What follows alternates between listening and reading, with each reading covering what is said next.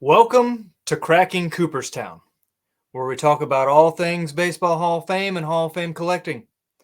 Join us as we discuss Hall of Fame voting, autographs, cards, baseballs, resumes, and trajectories. Debate and discussion as we look to crack the code on Cooperstown. Dom, welcome back, my friend. Great to be back, Jake. It's always great doing these with you. And we got a fun one for you guys today because when people think of the Hall of Fame, especially recent electees, there is a name that seems to have a lot more disdain than others, and that is the legend himself, Harold Baines. And this episode is all about why you, the fans at home, owe this man an apology. I am not going to sit here and say that Harold Baines is one of the greatest hitters of all time. He was a slam dunk first ballot case. And I know some people understand that there was some modern day cronyism going on with Tony La Russa and the other people that were on that panel that elected him that year. But Harold Baines was a damn good hitter all the way through his career. And someone that, if you look at his stats, he was a lot better than people remember. And if you look at his stats compared to people that have been in the Hall of Fame for decades, you'd be surprised where he is and some of the guys that have kind of slipped through the cracks and nobody ever talks about them having a plaque in Cooperstown instead of Harold Baines. And Dom, as you know, I've been wanting to pull out my soapbox on this one for a while. I feel that Harold Baines is owed an apology. And to get started, before people just think we're Harold Baines truthers or we're White Sox fans, which for reference, you can see that Dom's a Red Sox fan and I'm a Braves guy. We're not White Sox guys. Let me throw a couple things at you. So often when referring to people refer to Harold Baines, they say that he's just a compiler. He held on forever. Well, let's put some of that in context here. Roughly, there are about 200 primary hitters in the Baseball Hall of Fame. Harold Baines' hits for his career is 47th all-time in the history of the game, 38th amongst Hall of Famers. His home run total, 68th all-time in home runs, 36th amongst Hall of Famers. His RBIs, 34th all-time in RBIs, and cracks the top 25 amongst Hall of Famers.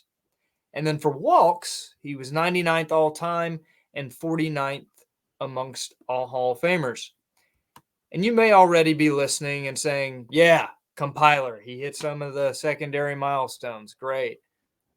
Well, let me throw a qualitative component into this. In the last 6 of the 7 seasons that he had, which a lot of people would say, yeah, he held on forever, to compile those numbers. From 94 to 2000, yes, I threw out the 32 games in 2001 when he was 42 years old. But from age 35 to 41, what of his quality of those years? Well, he had a 295 average in that span with a 375 on-base percentage in 836 games, which is an average of just over 139 a year late in his career. So it's not exactly like he hung on forever. And he even got his final All-Star nod in 1999 at age 40, where in 135 games, he hit 312, had a 389 on-base percentage, 134 hits, 103 RBIs, 25 homers, and more walks than strikeouts with 54 to 48. So in the next part of Cracking Cooperstown episode today, we're going to give you guys some exemplar Hall of Famers who I believe if you respect them as Hall of Famers, you should also respect Baines. Or if you still just want to rag on Baines and bash him, you should be bashing these existing Hall of Famers that you may not be aware of more than Baines. Your turn, Dom. No, I mean, I was just letting you go off on your soapbox over there because I agree with pretty much everything that you said. I think that Harold Baines, because he's the most modern example of a questionable case to some people, I think that's why he gets a lot of flack from the community. And people are talking about the Hall of Fame being watered down and these era committees just electing their buddies. There was a big problem back in the day with cronyism and these era committees electing guys who they were good guys or they were on championship teams with some of these other people that were voting, like reasons for them to get elected. And one of them is Ray Schoch, who's the first player that I'm going to talk about here. And Ray Schoch was a catcher for the White Sox and was on that 1919 infamous Black Sox team. And Ray Schoch was never indicted in terms of throwing the World Series. And I feel that between him being like a baseball lifer and someone who wasn't banned for life from baseball, they just were like, well, we have to elect somebody from this dominant early White Sox team, and Ray Schoch was the guy. Hall of Stats is a site that I love using to kind of just see players' Hall ratings and see which players are a little better than you remembered, which ones are worse. And he is 622nd all time in the Hall of Stats case, 225th among Hall of Famers, and he's the 34th best catcher there. This is a guy who has only 33 career WAR, and we talk about them being a hitter. 11 career home runs for Ray Schoch, a career 253 hitter. And if you want to get analytical with me some more, OPS plus is park adjusted and era adjusted, comparing you to the league average of your time. Ray Schoch's career OPS plus is 83. 100 is average. So he was 17% worse in his at-bats than the average player of the dead ball era, where a lot of guys were hitting over 300 and not striking out. And Ray Schoch got into Cooperstown, you guessed it, through an era committee in the 50s as kind of, we want to, there's been enough time since the Black Sox scandal, we want someone from that dominant team that's historically significant to get into the Hall of Fame. And Ray Schoch ended up making the cut. And if you noticed, I'm doing Jake's hand modeling. I don't own a single Ray Schoch item. And after diving deeper into him, I don't plan on ever spending my own money on getting a Ray Schoch item. He's someone that it's cool that he was on those Black Sox teams and that he didn't get banned from baseball. But wouldn't it be so much better if Shoeless Joe Jackson was in the Hall of Fame instead of Ray Schoch? I think so. So I got on my soapbox about Ray Schoch. This is a player where if you don't think Harold Baines belongs when he has 5 more WAR as a DH, didn't play defense, someone that has 1,300 career more hits, 350 something more home runs, like it's no comparison hitter to hitter. Ray Schoch below average from an era where there was not a lot of power and offense in that regard.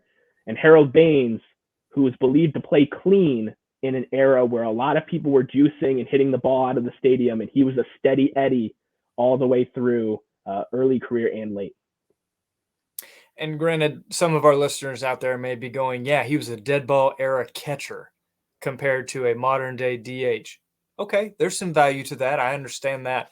But we're talking about a colossal difference in his offensive stats. Yes, Schoch's part of his resume may have been as a dead ball catcher, a game caller. But if you look at, I did a lot of per 162 for this episode, Dom.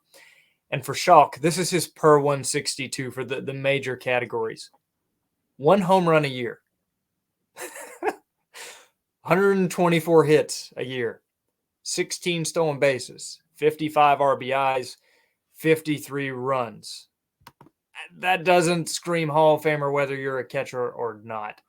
So I'm not going to spend a ton of time dwelling on him with him being one of your guys and you already going into that. I may spend some more time on some other players of yours. But for reference, again, I want to give everybody Baines' numbers as we continue to dive into this.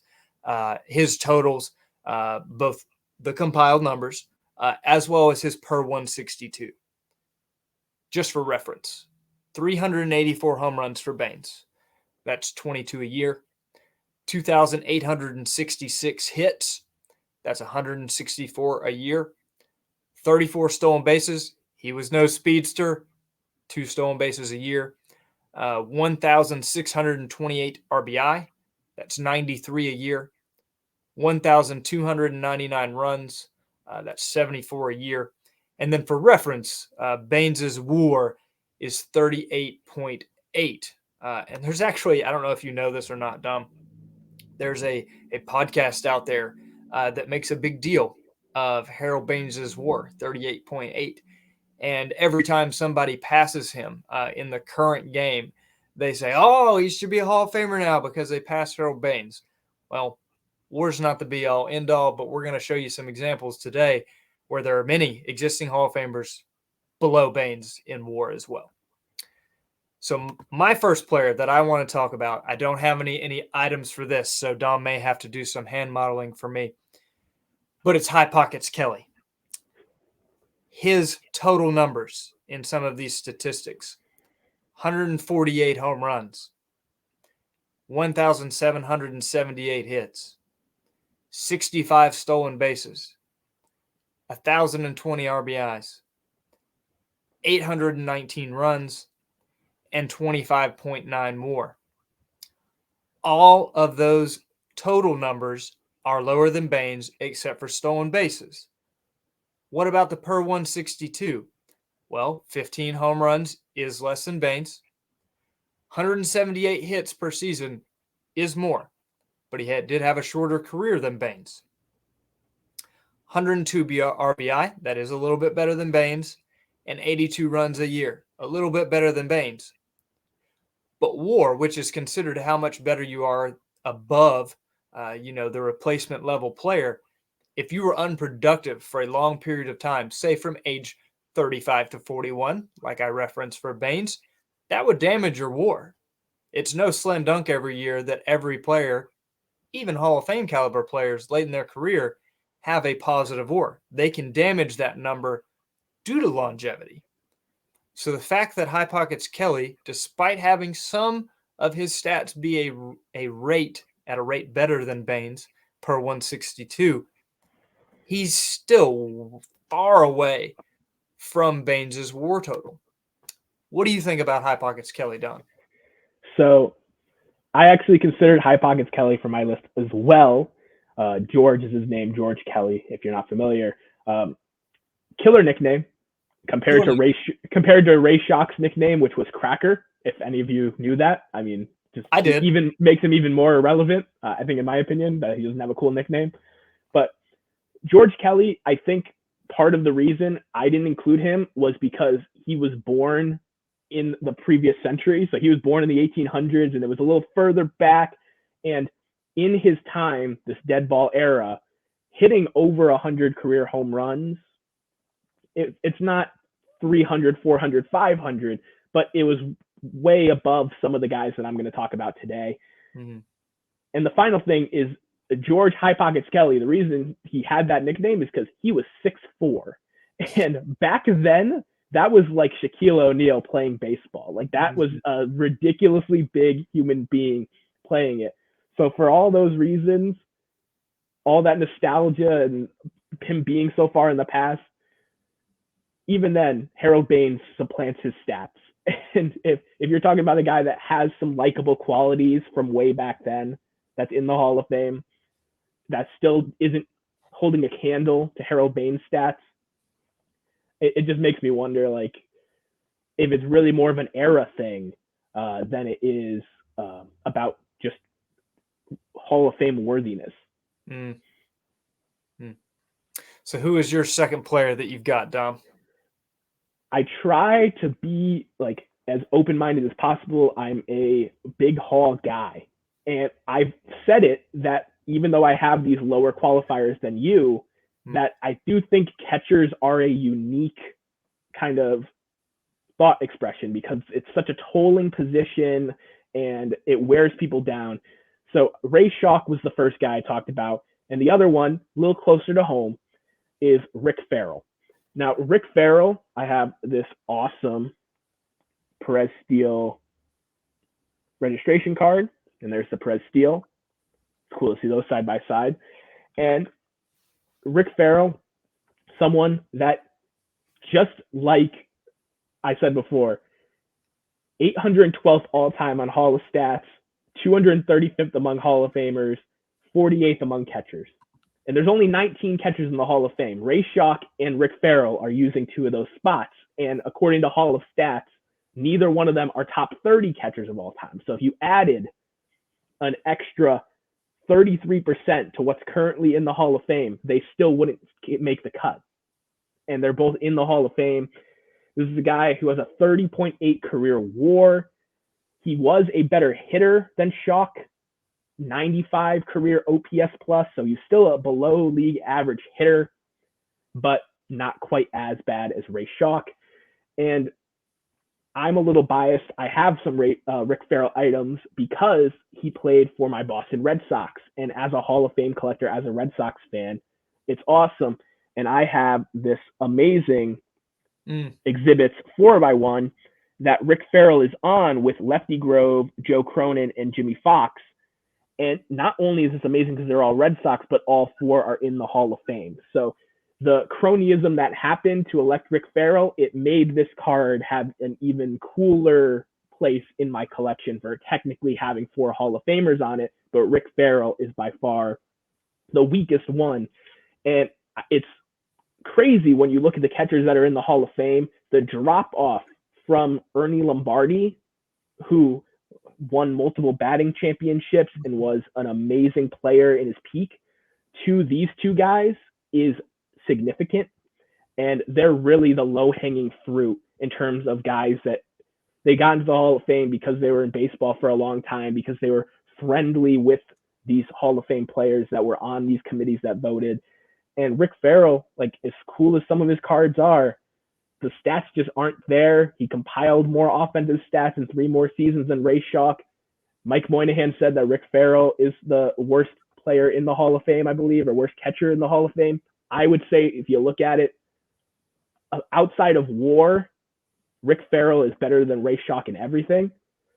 And it's a 3 WAR difference. So neither guy belongs, but man, it really makes it hard for me to make these catcher cases when there's guys like that are in the Hall of Fame. The bar is so low for what a Hall of Fame catcher really is. So Harold Baines, if you're just comparing hitter to hitter, these guys don't hold a candle. And for guys that, yes, they called a game, they were catchers, the defensive metrics matter towards WAR.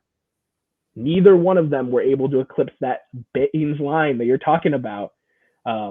That Jay Hay talks about on the Baseball is Dead podcast all the time. And it's just crazy when you look at their baseball reference pages next to Harold Baines. And why are people complaining about Harold Baines? Because these guys played a while ago and Harold Baines got elected recently. So that's really all it is. It's just it's a matter of the times. The Baseball Hall of Fame has been doing this for years. I'm sure as we continue to be fans of the Hall of Fame, hopefully doing this podcast alongside it, we're going to see some guys that not everybody's a yes on, but that's part of the fun. We don't know what these committees are going to do. And catchers like Ray Schoch and Rick Farrell are very good examples of that. And it's ironic you showed that exhibit 4-1 with Joe Cronin on it, because at one point, instead of cronyism, it might as well have been Croninism, as he was a part of some of those when it was called the Veterans Committee, himself being a former Red Sox, along with a very imposing figure, both in the history of the game and just as a human being in general, in Ted Williams in that room. When Teddy Ballgame, and if you're familiar with him at all, you know, he's a John Wayne type of character. I can imagine being very imposing in a room like that when you're in a small setting and trying to persuade people to different points of view. If he says, Ted Williams says, I believe Rick Farrell should be a Hall of Famer, who says no? How might that go over? Especially with Joe Cronin, another former Red Sox and teammate, friend of Williams, also voicing that and backing that up. And that's how sometimes some of these things happen. But to one other point before I get to my next player, I think one of the reasons Baines is bashed so often, other than the fact that, yes, recency bias, it's on people's minds, they're familiar with it, it's in their era, is they can do this right here. They can hold up this card and say, oh, Harold Baines, the GOAT, blah, blah, blah. How many people can hold up a Ray Shaw card and do the same? How many people are going to hold up a Joe Cronin, a High Pockets Kelly, a Rick Farrell, and do the same? How many of the people bashing Harold Baines know who those people are or that they're even in the Hall of Fame? So that's kind of the point. I think, a little bit we lose sight of the context of where he really stacks up against those both already in the Hall and not. I know both of us, we consider ourselves, students of the Hall. And we look at this stuff for fun. Obviously, we're not getting paid for this podcast. So maybe that's part of what we're trying to do, to share some of this information with everybody out there. So maybe you will apologize to Harold Baines. But my second player that I want to touch on here, drum roll for you, Dom, because you don't know this time who I've got. It's another early player. It's Lloyd Wainer. 1939 play a ball Lloyd Wainer card I'm showing here of Little Poison. And a lot of people are probably familiar with him for one reason. He is the brother of Hall of Famer Paul Wainer. People usually know, oh, they're brothers in the Hall of Fame. Okay, but who is really deserving of that duo to be in the Hall of Fame? I have no doubt about Paul Wainer.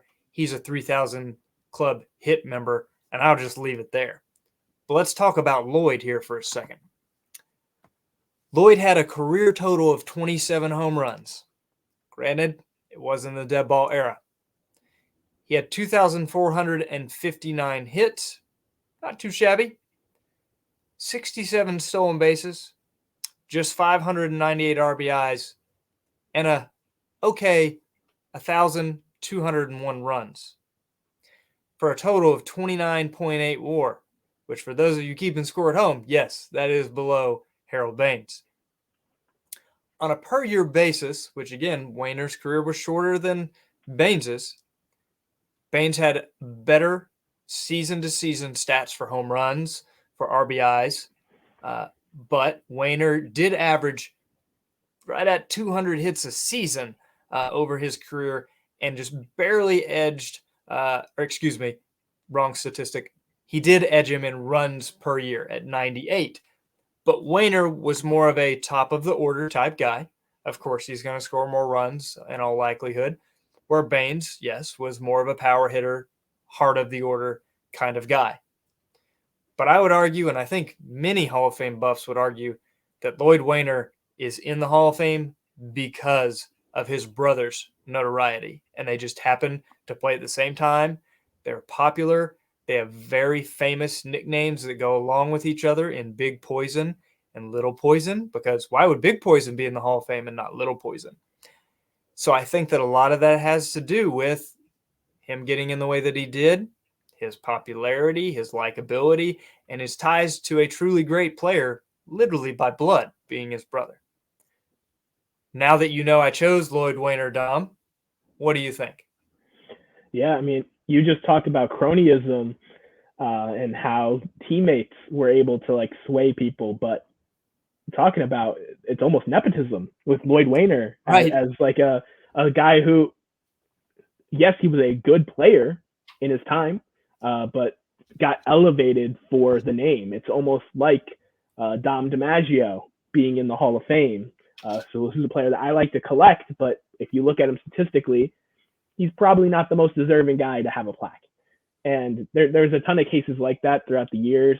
It's very rare that you get a father and son or brothers that are both elite Hall of Famers. That's why the Manning brothers got so much love in the NFL, even though Eli, as talented as he was, couldn't hold a candle to Peyton. He still is up there in terms of like the all-time ranks, has multiple Super Bowls. Like that's one of those rare instances where brothers were both actually possibly Hall of Fame worthy. So you have to kind of look that much more in the future from all the history we have in sports to see something like that. Mm-hmm. I agree. So this is the point in the podcast, Dom, where we do what we're named for.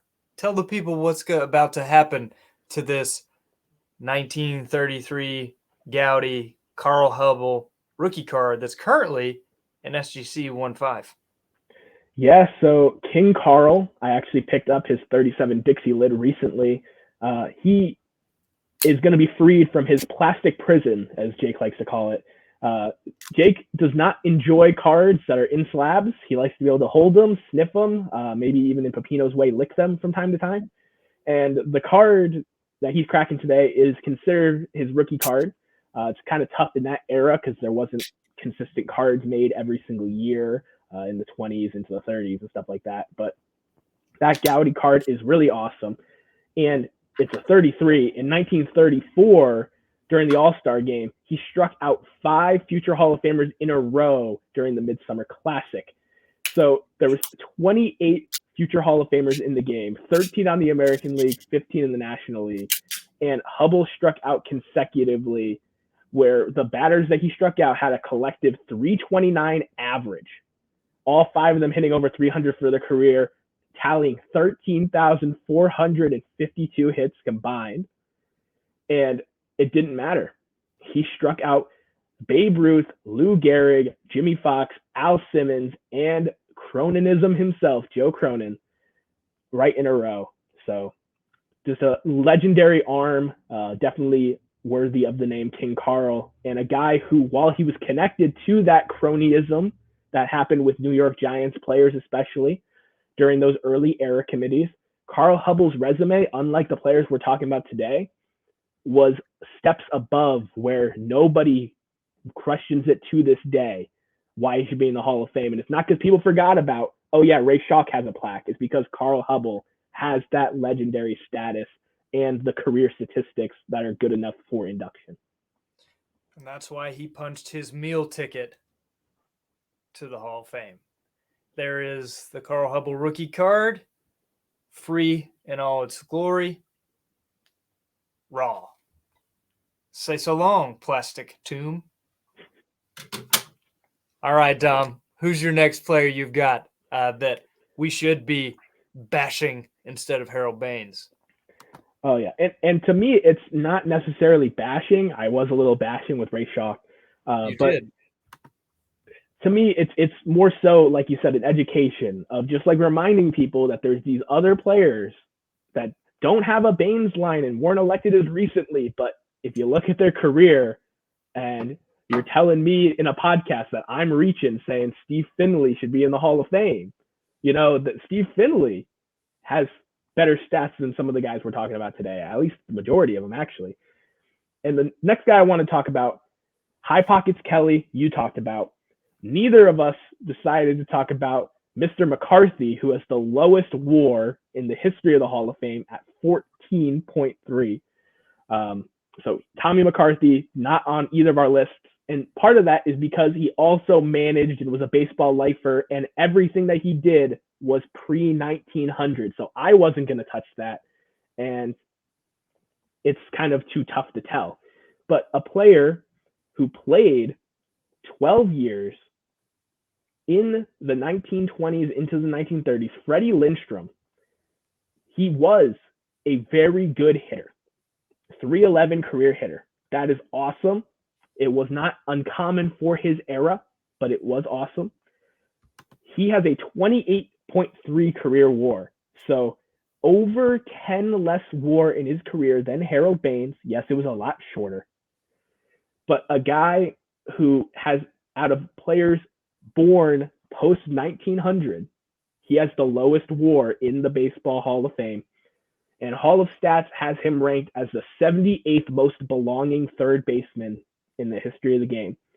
We've talked about it recently with your boy Chipper. Scott Rowland just got in. Adrian Beltre is about to get in.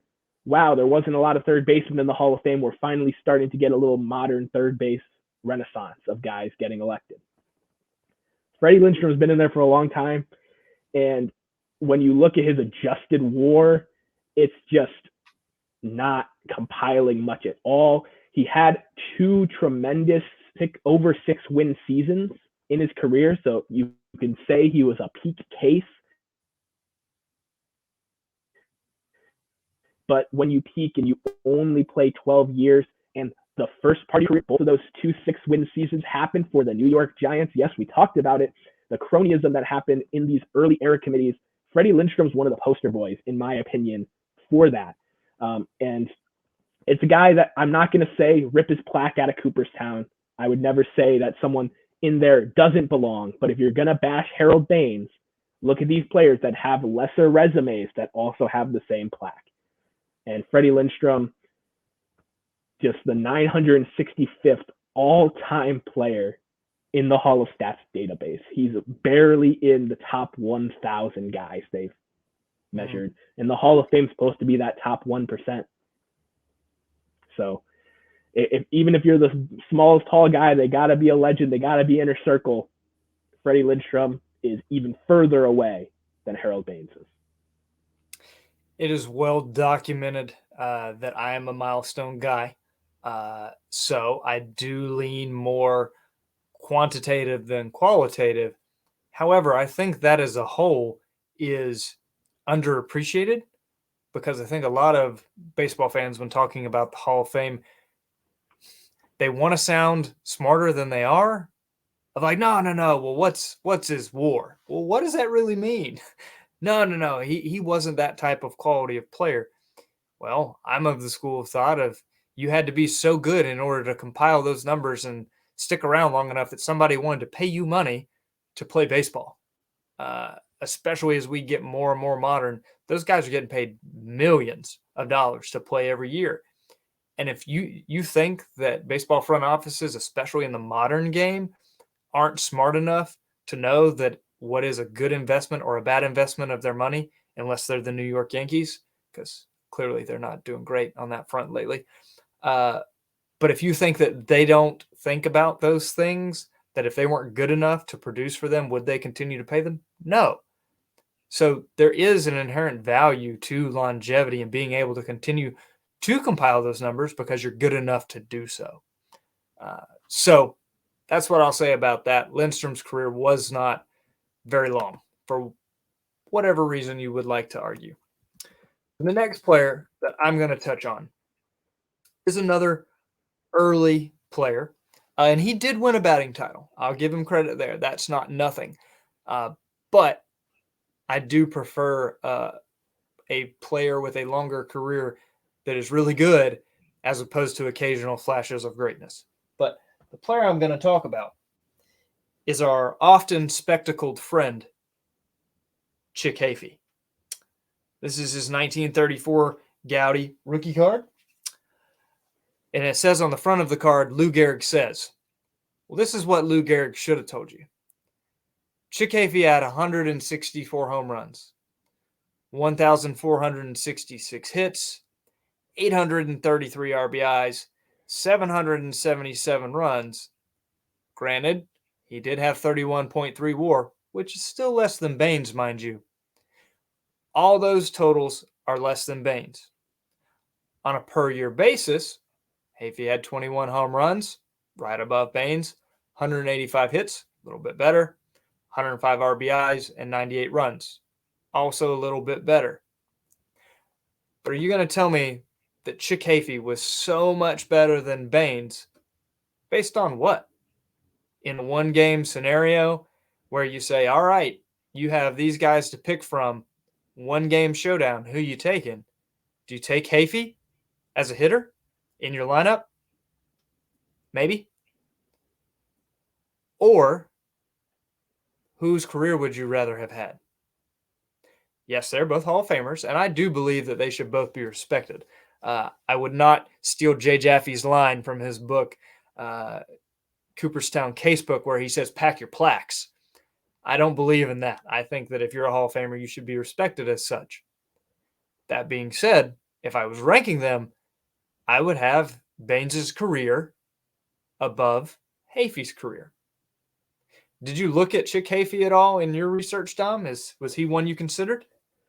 Chick Hafey wasn't in my bottom 10, so I didn't look at him in depth enough. But, I mean, when I'm looking at it now, pulling up his baseball reference page, like it's not out of the question for him to be in this conversation. And it's something where I feel like the teams that he was a part of and being known for the glasses during that old school era, a guy that hit for average and won that batting title. Like those things all do him good in terms of like blending in And being with the part of Hall of Fame plaque. the Gas House gang, right? Yeah, like he blends in with those other plaques that are in Cooperstown from that era. But yeah, when you're just looking resume to resume, I mean Harold Baines, it's amazing to me how many people were calling for a recount and Harold Baines shouldn't be inducted. And now that Harold Baines is in the Hall of Fame, everybody should be in the Hall of Fame when there's been stuff like this going on for years. Mm-hmm. Mm-hmm. So you've got one more, and I know you're passionate about this last one, so I'm looking forward to your breakdown. Yeah, so this one is more fun because I think this one's more of a real debate because kind of like you talked about with Chick Hafey, a guy that was more of a average hitter, top of the lineup, not a lot of power, versus a Harold Baines who was more of a middle of the order bat that had a little pop, drove in runs. But my last name is Scooter, Phil Rizzuto. And Phil Rizzuto, I love collecting his cards. And this is kind of the point. Like I wanted to leave off on a positive note. Phil Rizzuto, I would never say he doesn't belong in the Hall of Fame. He's got a tiny bit more WAR than Harold Baines' 38.8 line. He's at 42 change. But when you look at his career, Harold Baines meets my qualifiers of over the 1,000 runs, over the 1,000 RBIs, over 300 home runs. Phil Rizzuto, as that top of the order bat for the Yankees, 877 runs scored. He was on the best offense in baseball his entire career. 1,588 hits. He doesn't break the rule of 2,000. 239 doubles. 38 home runs. 563 RBIs. I know you're not expecting a lot of power and runs driven in from a leadoff guy. 149 stolen bases. So he wasn't a trailblazer. He was known for bunting in a lot of ways. Part of the reason I love collecting him is my grandfather watched Phil Rizzuto play. And he would say that he knew just how to place a bunt and he was so good with the glove. And those intangible things are part of the reason why he got up to that 42 career WAR and to some people on that Hall of Fame borderline. The other thing about Phil Rizzuto is that he was on 7 World Series championship Yankee teams. And despite missing 3 years to military service, with Veterans Day just being recently, I want to definitely acknowledge his service. I think that's part of the reason I like to collect him as well. I respect that a lot. He took 3 years out of his prime to go away and serve this country. You look at the Hall of Fame voting, and it's something that isn't super interesting when you look at just where he was, but the Hall of Fame doesn't understand kind of what an MVP means. Because I feel like a lot of times Chris Mad Dog Russo will use, he didn't win an MVP, he didn't win a Cy Young, as an end-all be-all about why a player does or doesn't deserve induction in Cooperstown. And if you go through the history of both awards, you'll see that there's plenty of times where guys win those awards and don't end up putting up a Hall of Fame career. Mm-hmm. And when you look at the 50, I'm blanking on what year this is, 1950 MVP award voting, he did have the most WAR in baseball that year, 6.8. So analytically, you could say that he did have a case. But when you look at it, he had a lot of at-bats, 7 home runs, 66 RBIs, 12 stolen bases, 92 walks, and a 324 average. Those are good numbers out of a leadoff hitter. No doubt. He was on the league's best offense, a team that was the top team in baseball. But if you look, Billy Goodman from the Red Sox won the batting title that year with a 30-point higher batting average, 354. Drove in more runs, had less hits. Yogi Berra, his own teammate, Hall of Famer Yogi Berra, 28 3 MVPs already himself. Yeah, he won 3 MVPs in his career, but he finished 3rd in this race. He had 192 hits, 8 less hits than the speedy leadoff hitter, Phil Rizzuto. 28 home runs, 21 more home runs, 124 RBIs, over double the RBIs, and a 322 batting average. That's MVP worthy. Then you look at George Kell, who's a guy who a lot of people say is one of like the lowest hanging fruit Hall of Famers. He was slightly above these guys we're talking about today, but he's not one of those slam dunk first ballot guys. Right. He led the league in at bats and hits that year over Rizzuto, had one more home run, and drove in over 100 as a top of the lineup early guy, batting 340, so a higher batting average than Rizzuto as well.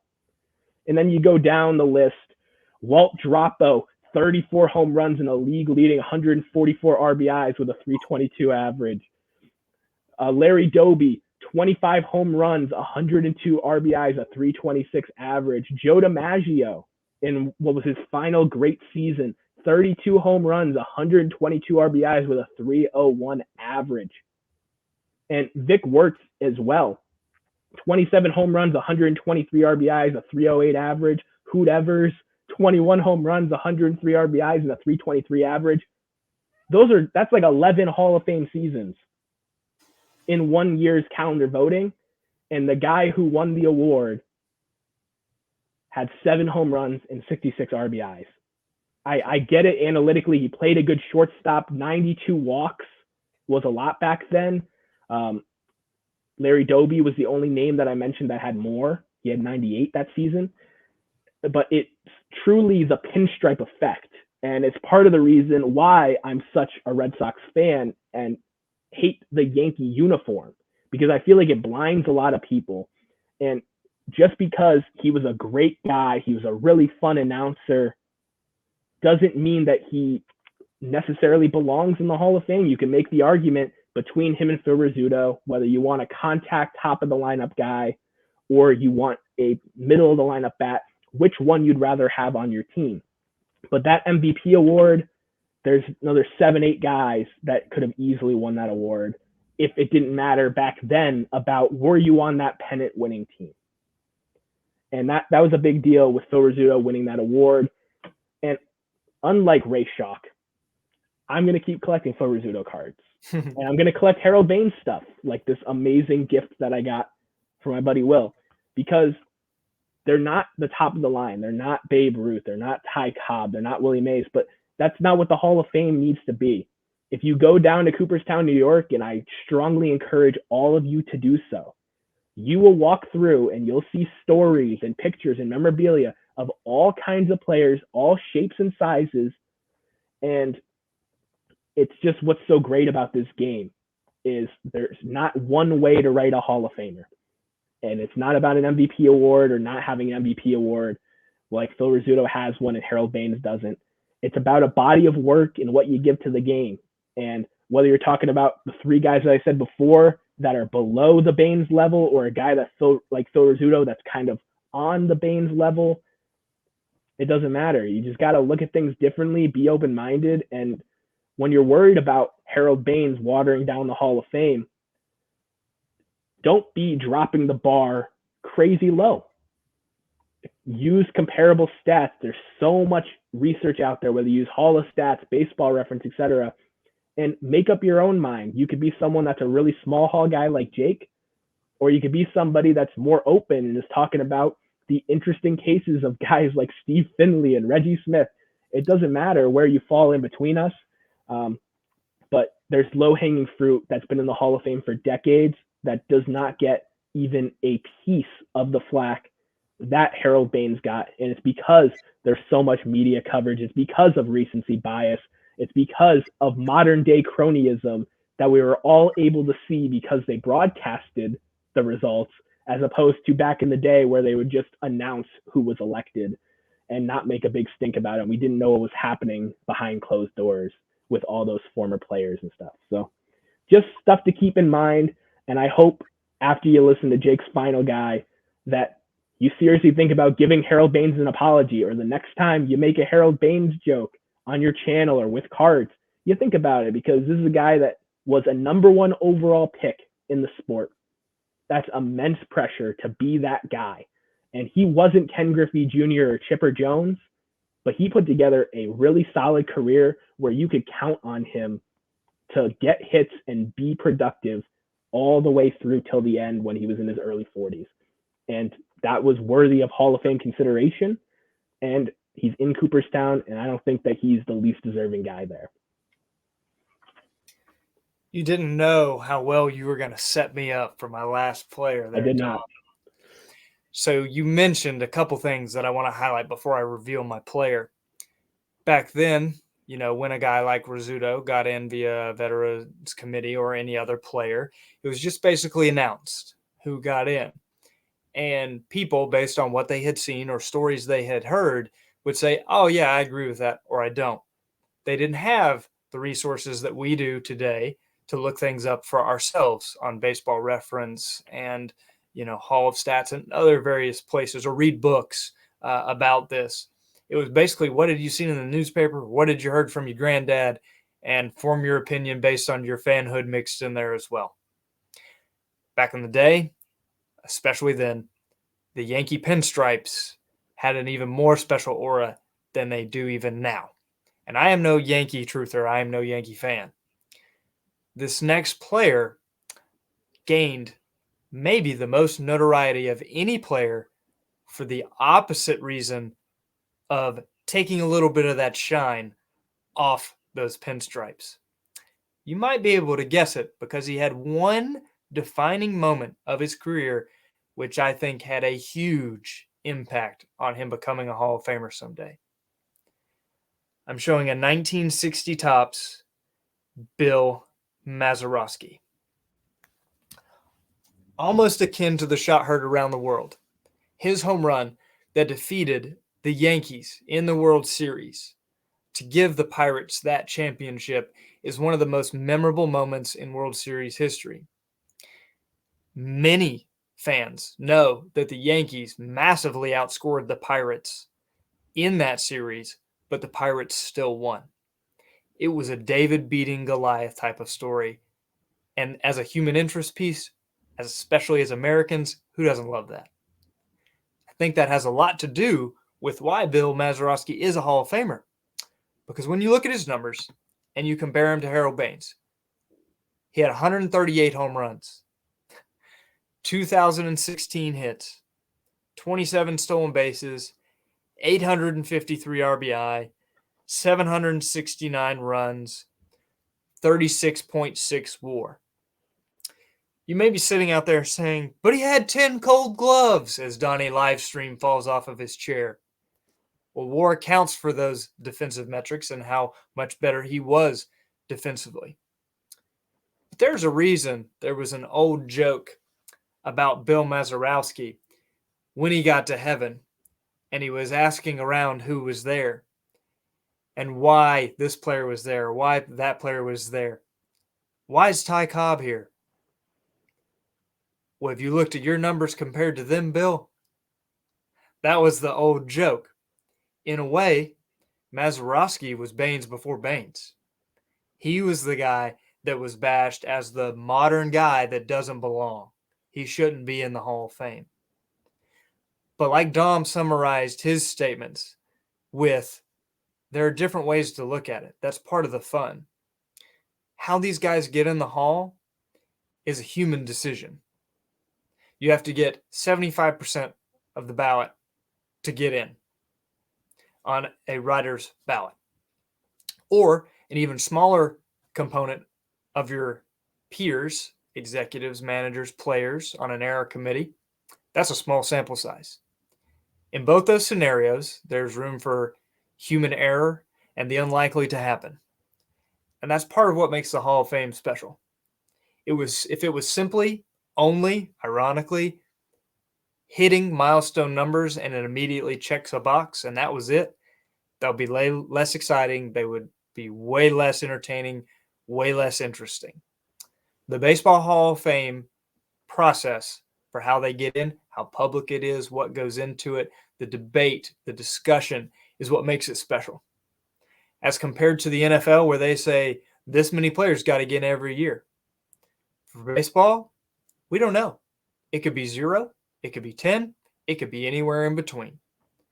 It's part of what makes a game that has been built upon the human element from a time over 150 years ago still makes that special.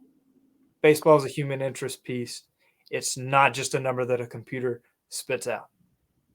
So I hope, like Dom said, the next time Harold Baines comes up in discussion or the next Harold Baines gets into the Hall of Fame, appreciate them, celebrate them, give them a little bit of respect as a Hall of Famer as opposed to tearing them down. I hope you guys have enjoyed listening to this week's episode of How You Owe Harold Baines an Apology here on Cracking Cooperstown. Dom, real quick, before we get out of here, tell people how they can find you. Well, everybody can find my card content at Staven Sports Cards here on YouTube as well as Instagram. I don't really post on Instagram, but I am available through messages if you don't have a way to contact me otherwise. Always down to talk Hall of Fame, talk cards, answer questions if I can be of help. So definitely reach out anytime. And for John Mangini, you can reach Jake's Misfit application and tear it up again. Hit it with a baseball bat, do whatever you need to do for Bill Mazeroski. But all kidding aside, I think it was good that we ended with guys that even though they weren't as modern of a player as Harold Baines, Rizzuto got elected in '94, Mazeroski got elected in 2001. So there were more recent cases of guys sitting in a room and checking the box for a guy who was not a slam dunk. And I think that it should be something to think about, and that human element, whether you're using that to watch us and hear our opinions on the Hall of Fame or throughout your baseball watching and collecting, I think it's a really important thing to keep in the back of your mind. And you can find me at Legends Never Die Collection on Instagram or Legends Never Die here on YouTube. I hope you guys enjoy listening to this episode. We hope to be back soon, some more in Hall of Fame season. And as you celebrate Thanksgiving, we're thankful for all of you. And remember, you should be thankful for Harold Baines. Keep collecting. God bless.